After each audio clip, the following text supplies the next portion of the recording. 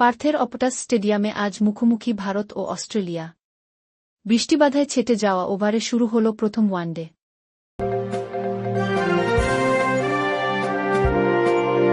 Bharat toss জিতে batting নেয়, কিন্তু শুরুটা মোটেও ভালো ছিল না। রোহিত শর্মা মাত্র 13 রানে আউট। এরপর একে একে কোহলি, শুভমন গিল আর শ্রেয়াস আয়ার ফিরতে থাকেন, স্কোরবোর্ডে চাপ বাড়তে থাকে।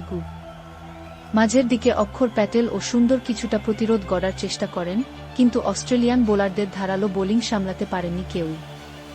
ভারত দ্রুত উইকেট হারিয়ে ফেলে।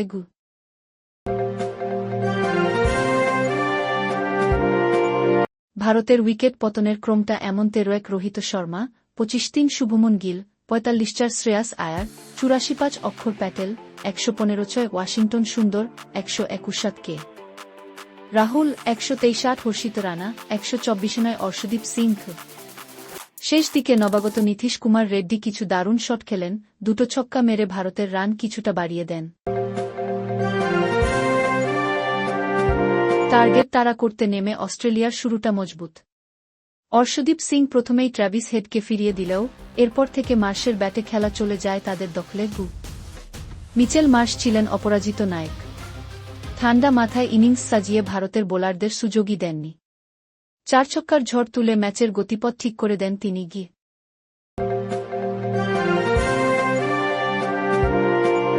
অক্ষর প্যাটেল ও ওয়াশিংটন সুন্দর কিছু উইকেট তুললেও তখন আর দেরি নেই। ম্যাচ প্রায় অস্ট্রেলিয়ার মুঠো। অবশেষে অস্ট্রেলিয়া 21 ওভারেই টার্গেট ছুঁয়ে ফেলে 7 উইকেটে জয় পায়। ভারতকে সিরিজের শুরুতেই বড় ধাক্কা।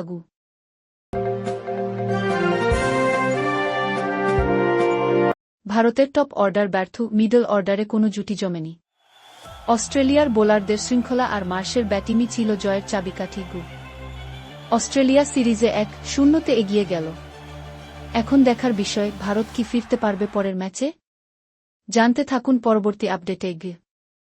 ধন্যবাদ দেখার জন্য। সাবস্ক্রাইব করুন যাতে এনভাস সিরিজের সব হাইলাইটস আপনি আগে পান।